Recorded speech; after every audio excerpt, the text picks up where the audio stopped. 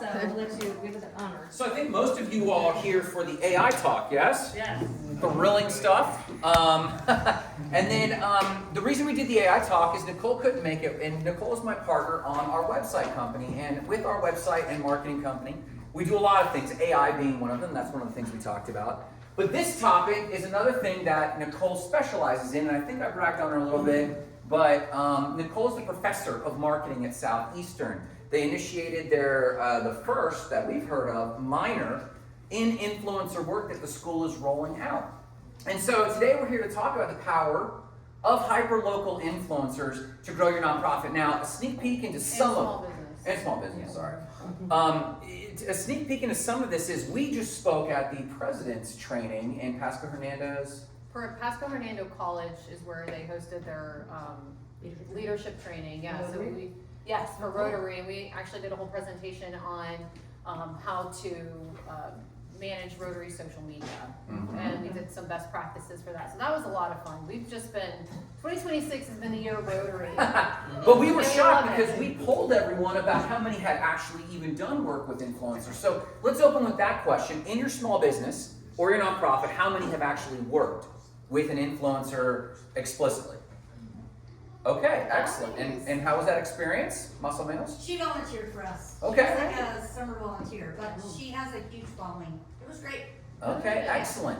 So we want to touch a little bit on this. We have, as we did last time for the AI, which we sped through, which was phenomenal. Yeah, we want to respect everyone's time. But if you don't mind giving us the next slide. So this is us. You can jump forward a little bit. And this, if you want these slides, because we do go fast, feel free to scan this and just grab the slides and download them. And we can talk more about that if you have any questions about how we can actually do this to grow your business or your nonprofit. I also made it easy and put a bunch of business cards on the table, so you're welcome to take that and just follow up later as well. Make it easy. So real quick, this is you. So these are some local partners. We like to start here because the biggest stigma about influencers is that they're the Kim Kardashians, and they're not the actual people that live in our community. And so the thing that I want to make sure that we drive home today is that content creators, influencers are everyday people who have committed to creating a following on social media. So they're your everyday moms, they're travel families, they're foodie bloggers, and most of the time they feel very passionate about supporting small business by going in and eating at your your place of business. Carolyn specifically worked with us. She's a faith-based influencer, so she loves working with nonprofits. We brought her into a nonprofit that we work with, and they had an amazing campaign together. So just setting the tone that when you think of influencers, we're not talking about celebrities, we're talking about people who live in our town. If you don't mind moving forward there. So a lot of people think influencers are just young people. These are two of my favorite Instagram accounts to follow. If you don't get this, like I kind of into fitness. We've got Granny Guns over here. Yes. And she's got 2.1 million followers. I follow her. She's super funny. She has these cute little skits. She didn't get started till a lot later, but her fitness journey starts way back in the old Gold's Gym days. She's fantastic. And then Fit Old Boy, 700,000 followers. This guy retired, was morbidly obese, decided, I'm not going to be a bump on a log and just retire into the pasture and disappear. I'm going to do something with my life. And he got massively fit and people started tracking it. These people are influencers. It's people of all kinds of backgrounds, whether they're local with small followings, which will show you why as a small business we think you should work with people with relatively small followings because they have a deeper impact, which we'll show you in a second. But here's a quick case study. Yeah. So we are from the Polk County area.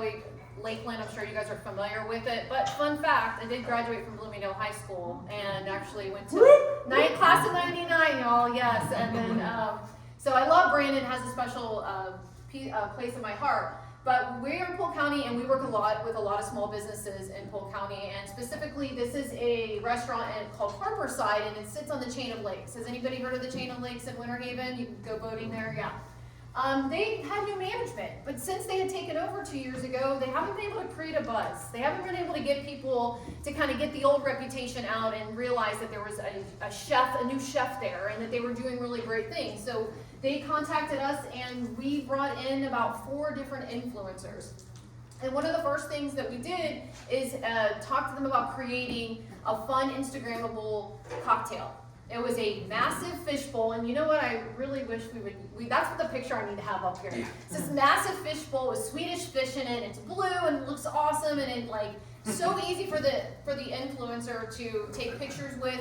They obviously focused on the food because they have an amazing chef there. But the results were astounding, really, because they not only got the influencer there, but they also got to keep the content that the influencer created, so they could keep recycling it and using it on their social media. Because everybody needs social media content. There's days where like, what are we going to post? Well, working with an influencer, that really comes with that partnership.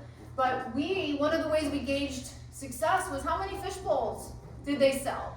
And they ended up selling over 120, but I think it went on even more. But that is one of the ways their success measures, is that once the influencer posted about this drink, they had people coming in and asking for it because they saw it on her Instagram reel. So that was a really, really fun one. And again, it feels great to work with small businesses that may be looking at a point where they're like, I don't know how we're going to stay open. I don't know how we're going to get the word out. And then, we bring in a few influencers and now you have massive marketing going on. So, nonprofits, we can't skip this being in Rotary. If you think your business, an influencer wouldn't work for this, you're wrong. Because it doesn't matter if you're a lumber business or a plumbing company or a nonprofit. This is Parker Street Ministries. You probably haven't heard of them because they are a nonprofit that's been around for 30 years making a massive impact on a single street called Parker Street. And it was a really down and out neighborhood. And for the last 30 years, they've had people moving in and being intentional residents, being community.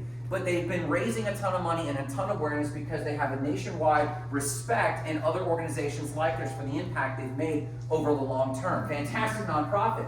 The gal, Sarah Breed, she came to us about this Christmas store that they have, and they were wondering, how do we just expose more Lakelanders to what we're doing? Now, this is where Carolyn comes into play. Down there, she is right there. How do we actually expose more people to what we're doing? Well, if you know anything about a nonprofit, how many followers do you have on the Rotary's Facebook page, give or take? 6. It's probably 1,000? Okay. When you have an influencer like Carolyn come in, or Paola, these are both personal friends of ours. We've done trainings with them and done a lot with them. When they come in, they do a collaboration. Who's familiar with what a collab is in Instagram? Más o menos. Basically, they post a video of themselves, and they might have 30,000 followers or 50,000 followers, but they put your little name on it. And you, as the Rotary, or you with your small business, accept that. Suddenly, their audience becomes your audience.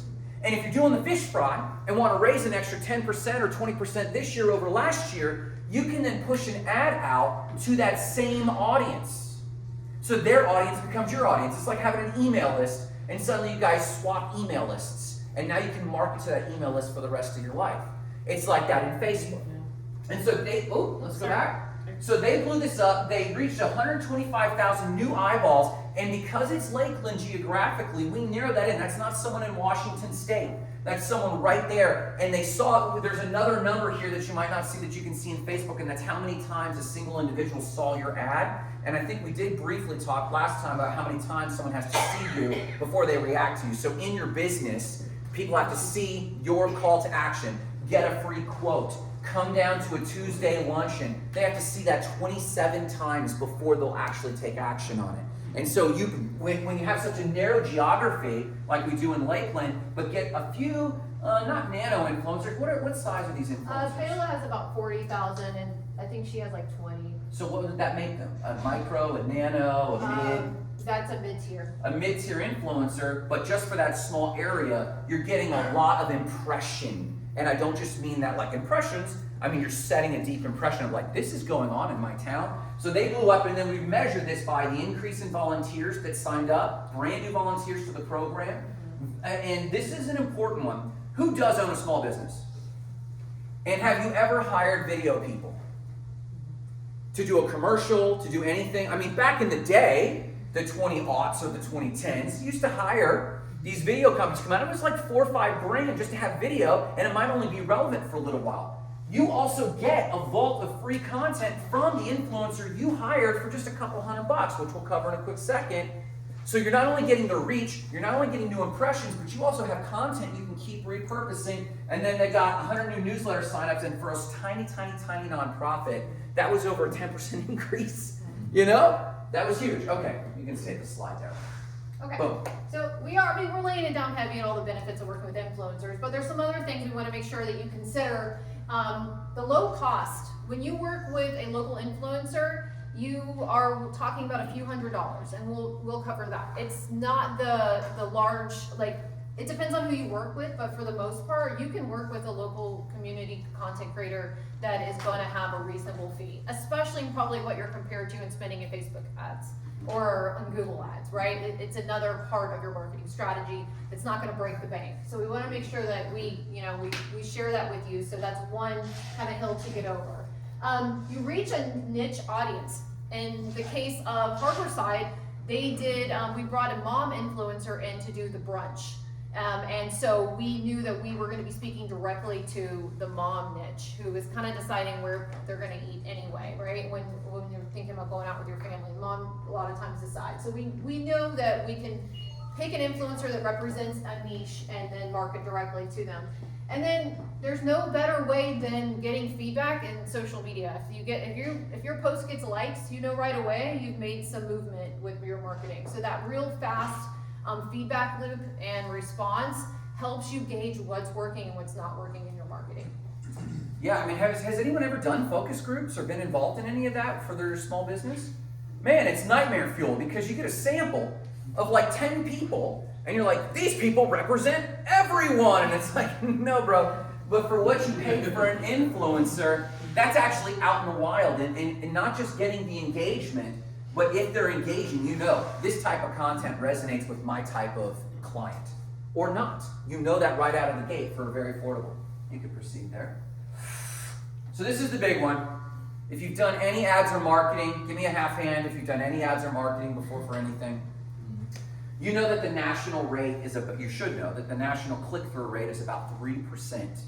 But when it comes to influencers, especially the type of influencers we're proposing, you almost double that, or maybe some number there, I'm not good at math, but almost double that in the engagement rate alone. So for the same dollar spend that you would do, you're almost doubling the amount of people that are clicking through and actually consuming your content and understanding your brand a bit more. The only thing better than this is email, right?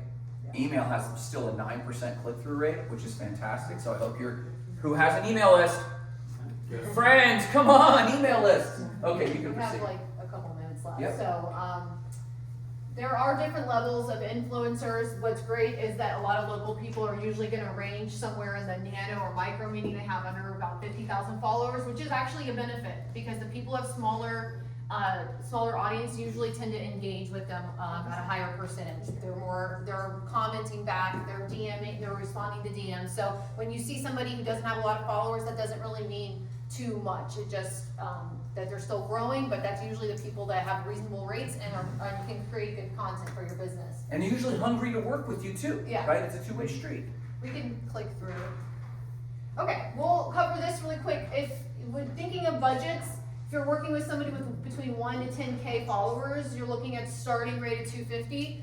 We've worked with influencers as low as $100 or $150, depending on what the campaign is. Maybe you're a restaurant and you can give them some free food. That may lower the rate, or maybe you want to offer them a service instead of monetary, then that's an option too.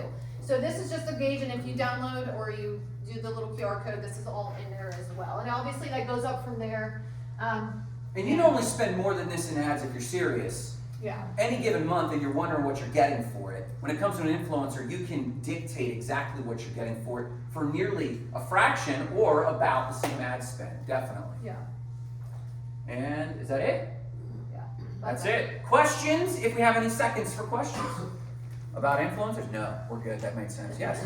Are you guys familiar with Real Brandon LLC? Real Brandon Real LLC? Brandon. He's got like 54,000. Oh, a person's name. Yeah. Is Okay. it like a He's blog, a- like an Instagram blogger about stuff Yeah, to do with and Brandon? he really focuses on Brandon. Yeah. Oh, that's cool. I Those are follow really- him. He does everything from traffic accidents to restaurants. Oh, wow. But he has 54,000 followers, and he's really plugged into the I bet he would be a great person to partner with Yeah. to highlight your small Yeah. business, and he probably already has rates built out. Do you get them for any of these volunteer things you need? No, not yet. Okay. Yeah, That's reach big. out to them in a DM and ask them about, what are your rates? We'd love to Yeah. kind of see what we can Give me do. a free rate. Yeah. Yeah, What are exactly. rates, like, is that like for one visit or This what's is a that? top question. What do you get for that? Yeah, actually, before you reach out to an influencer, you want to know what you're wanting them to promote, and you will have a set of deliverables. So one reel is usually part of that, but we also want them to talk into stories.